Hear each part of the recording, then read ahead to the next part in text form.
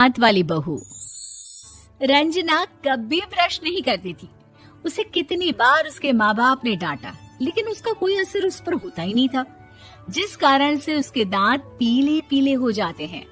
शादी के बाद अरे बहू, वैसे तो तुझ में कोई कमी नहीं है, पर तेरे दांत इतने पीले कैसे हैं बेटा? कैसे मतलब? कोई सर्जरी थोड़ी ना कराइए। वो तो क्या नाम, मैं ब्रश नहीं करती थी तो पीले हो गए। अब क्या करूं? आप कहें तो लाल करवा लूं या फिर काले? यार ये क्या है, क्यों माँ से लड़ रही हो? लड़ रही हूँ? अरे मैं लड़ रही हूँ या ये बोल रही है कि दांत पीले हैं, पीले। अरे तपस्या थोड़ी ना की है इन्हें पीले करने के लिए। बकायदा ब्रश नहीं किया है 20 साल तक, तब जाकर। छी, कैसी बात कर रही हो? ये उस वक्त तो पीले नहीं थे जब हम लोग तुम्हें देखने आए थे। अरे तब साफ करवा लिया होगा डेंटिस्ट के पास जाकर। अब देखो कैसे पीले पीले लग रहे हैं। रंजना सास की तरफ गुस्से से देखती है। फिर शुरू हो गई पीले पीले पीले। अरे पीले तो तब भी थे जब मेरे हाथ का रसगुल्ला उड़ा उड़ा कर खा रही थी और बोल रही थी, लड़की नहीं गुणों का खजाना दे रहे भाई साहब आप। खैर, अब वो लोग करते भी तो क्या करते, पीले दांत वाली बहू पल्ले पड़ी थी तो झेलना तो था ही। एक दिन कीर्तन में रंजना गाना गा रही थी। अरे कमला बहन, माँ का द्वार है, यहाँ तो सब शुद्ध होकर आते हैं, फिर अपनी बहू को ब्रश भी नहीं करवाती तुम। दूर से पीले पीले दांत भक्ति में बाधा उत्पन्न कर रहे हैं। अरे कोई 2 साल की बच्ची थोड़ी ना लेकर आई हूँ मैं बहू बनाकर। अच्छी खासी लड़की है, अरे कैसे करवाऊं ब्रश? ये तो उसे खुद करना चाहिए ना। अब माँ बाप तो इसके जैसे तैसे निपटा दिए, ये नहीं सोचा कि सास कैसे संभालेगी। सास बहू को लेकर घर आ जाती है, लेकिन सोच लेती है कि अब इसे लेकर कहीं नहीं जाएगी। अगले रोज बहू कहती है, अरे क्या हो गया, मंदिर नहीं जाना क्या? कीर्तन का वक्त हो रहा है। मेरी मधुर वाणी से कान्हा जी जागते हैं और सोते हैं। आप तो जानती है ना उनकी भक्ति में कितना मन लगता है मेरा। वो क्या है ना, तबीयत ठीक नहीं लग रही है मेरी, आराम करूंगी मैं। तबीयत ठीक नहीं लग रही? अभी तो मिथुन के गाने पर नाच रही थी आप, और अब बोल रही है कि तबीयत ठीक नहीं लग रही।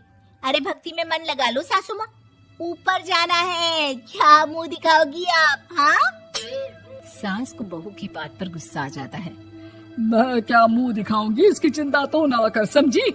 अपने मुंह की चिंता कर, जो ये पीले पीले दांत लेकर हर जगह पहुंच जाती है। पता है लोग कितना मजाक बनाते हैं। ना जी ना, मैं नहीं जाना कहीं तेरे साथ। तो ये बात है, कोई ना, मत जाओ, मैं अपने कमरे में ही बैठकर भक्ति कर लूंगी। ऊपर वाला दांत थोड़ी ना देखता है, मन देखता है, भावना देखता है। और अरे बस बस, तू सब कुछ दिखा, बस ये सफेद चमकदार दांत ना दिखाना किसी को, है? जा यहाँ से।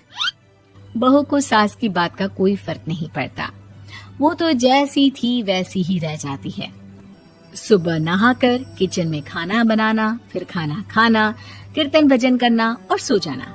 एक दिन, माँ जी मैं सहेली के घर जा रही हूँ, शाम को लेट आऊंगी। हाँ हाँ तो जाना, मैंने कौन सा तेरी आरती करनी है घर पर बैठकर। रंजना सहेली के घर जाती है, जहाँ वो पार्टी में जाने की तैयारी कर रही होती है। अरे शिखा, कहाँ जाने की तैयारी कर रही है? मैं गलत वक्त पर आ गई क्या? अरे नहीं यार, उल्टा सही वक्त पर आ गया। मैंने ये साड़ी और ज्वेलरी निकाली है यार, शाम को इनके ऑफिस की एक पार्टी में जाना है। बताना कैसा लग रहा है ये सब? नहीं यार, इस ड्रेस के साथ तो वो वाली ज्वेलरी अच्छी लगेगी। हाँ हाँ सही बोल रही है, मैंने ध्यान ही नहीं दिया।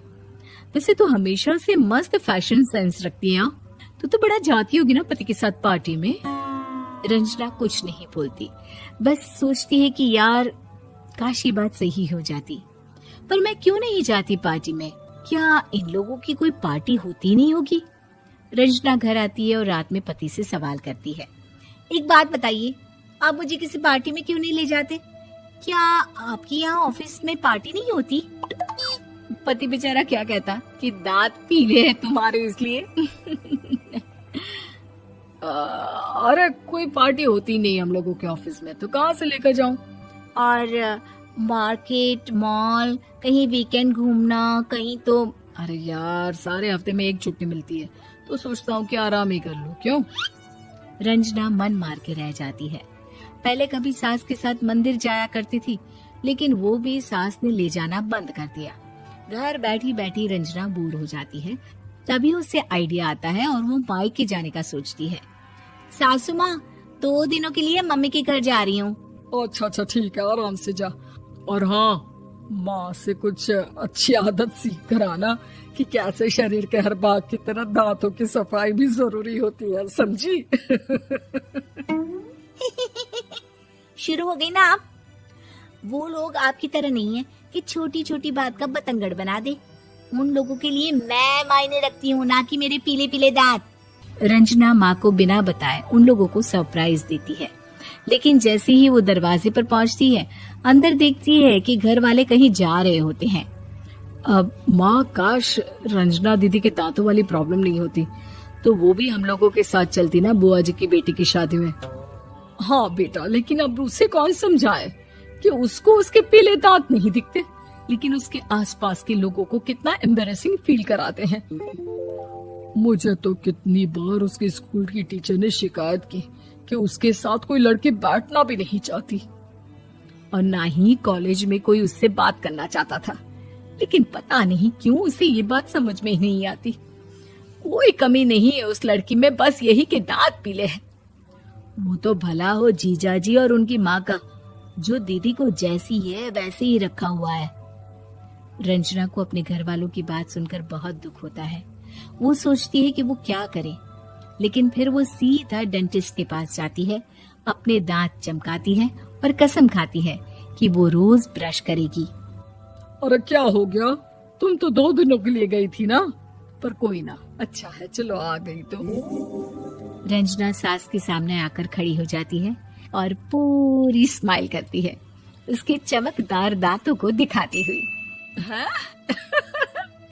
चले मंदिर? माँ, मुझे माफ कर दीजिए, मैंने आप लोगों को बहुत एम्बैरेसिंग फील करवाया। मैं आज से रोज ब्रश करूंगी।